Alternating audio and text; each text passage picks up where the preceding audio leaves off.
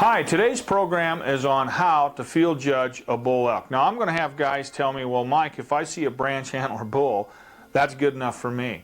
But you know, this day and age with the Elk Foundation doing a magnificent job at restoration of habitat for elk, we have a lot of elk. Now what goes along with that is there's some really good areas out there that produce big bull elk. Now, when I grew up in Jackson Hole, you can imagine we had 8,000 head of elk go right into this elk refuge, and I lived 3 blocks away from them. I'd spend every time I can during the winter on those sleds when we fed those elk, and I was able to look at a lot of bull elk. Over the years, I kind of developed this system, just like on mule deer, to be able to look at a bull elk and tell basically what his gross rack is. Now that's what I'm going to do here today. We're going to look at how to do that and helpful hints on when you someday will get in a position where there's 2 or 3 bulls there, you really know which one's the biggest. Why do we want to do that? Well, time after time I've talked to guys out in the field who have got a good quality elk permit. Maybe they've waited 8 years, 9 years to get that one permit that gives them into an area that maybe has 60 bulls for every 100 cows and produces some real quality bull elk. But the one thing they forget to do is forget to learn how to look at a bull elk and tell how good he is. And invariably, they probably shoot a 320 bull when in actuality that area could produce a 340 or 350 bull. So let's go down in southern Colorado with a friend of mine, Mike Powell. Now what Mike has is he works for Bobby Hill down there, and he's exposed to every fall a lot of good elk. Every bull from 300 all the way up to 380s and 390s. So he's also developed this ability at looking at a bull elk and telling you what class of bull that bull's in. And he's going to give you some hints on how he looks at a bull and tells whether it's a 320 or 340 or 350. So let's go to Colorado and look at trophy bull elk. All those years hunting and growing up in Jackson Hole, Wyoming, we used to hunt bull elk during the migration. They'd come out of Yellowstone, and it'd be like the 1st to the 10th of November, and you'd come up on a situation like this where 4 or 5 bulls are making their way down into Jackson Hole. Which one's the best? We're going to show you how to tell next. Okay, now what we're going to talk about now is we have 3 bulls here in 3 different rack brackets. This is a 290 bull, this is a 330, and then Mike's holding a 340. Now let's talk a little bit about this 290 bull, Mike. When you look at a bull out there in the field, how do you know this bull's a 290 versus maybe a 320 or something like that? Well, the first thing you're going to notice is a shorter main beams, and in this case that bull is probably in the low 40s somewhere. And overall point length is shorter than a bigger bull. He's just, everything is just miniature. Even his royals are much shorter. In fact, when you look here, they're really not too much longer than his back point. That's here. Right. So he's this is kind of what a 290 bull would look like. Now, let me set this aside here.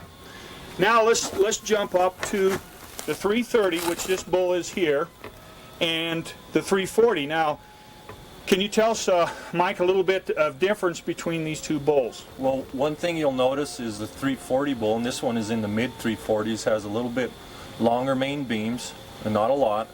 And in this case, he has longer 4th points and quite a bit better 3rd points. So when you start adding all that together, it's easy to pick up quite a bit on the score. Yeah, if you look here, this bull's front points are okay, but notice that 340s, they're a lot longer, and his royals are a lot longer, and his, like you said, his back point, I call it, this one here is a lot longer. And when you start going up like that, and his main beams are longer, aren't they? Yes, they are.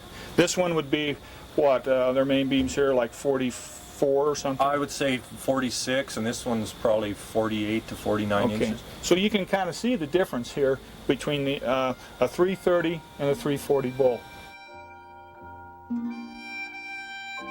Coming up, over the years I've videoed on the winter range some really unusual bull elk.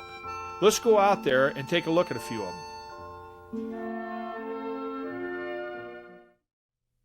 This is a 330 bull. You notice he's got 16-inch royals, 45-inch main beams. His fronts are nice. Just a nice-looking trophy bull elk. Now, when you jump up to 340, though, they got 18-inch royals, 48-inch main beams. This is the difference between the two. Let's look at the next type of bull from the 340 is the 350, and the difference between these two bulls. Mike, would you like to comment a little bit about how you can tell the difference between a 350 and a 340 bull? Well, when you get into a 350 class bull, you're looking at longer beam length as a rule. And in this case, your bull that you killed has a 52-inch beam on the left side there.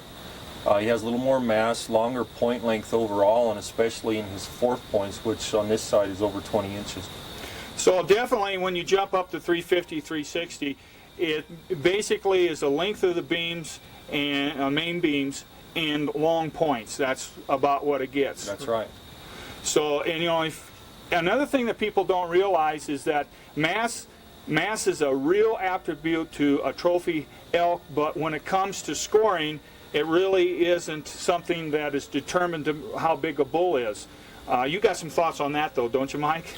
Well, I do, and I think like most people, I appreciate mass in an animal, but in the overall scoring scheme, you don't get as much credit for it as you should, and that's probably just a quirk of the system that we use to score them.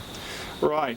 You know, but one thing to remember, if you see a bull out there with a short points and another bull that's right there that has long points but isn't real heavy, the bull that maybe doesn't have the long points but is heavy will not score as well as long tangs. Long tangs is what the Boone and Crockett scoring system really relies on to get you really up there into scoring a big bull, isn't it? That's right. What's the next class? 370. And here's one right here. This bull might go 380. He's got almost 60-inch main beams. Look at his back point and his royal are both over 20 inches. This is a super bull. You know, over the years, this old bull has come into the winter range. I guess he's probably 11 years old here.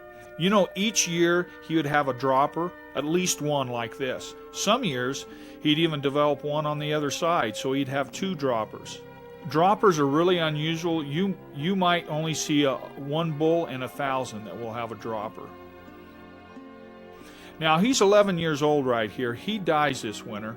But you can see there he's kind of regressed a little bit. You can tell he's an old bull elk. You know, nobody ever saw him on public land. He went through 11 falls with nobody ever finding him. Just a great, big, good old bull elk. Now this bull right here, look at here, he's got 6 points on one side, just a regular set, and on the other here, look, he's got a spike coming straight up. How'd you like to try to fight that bull elk if you were another one?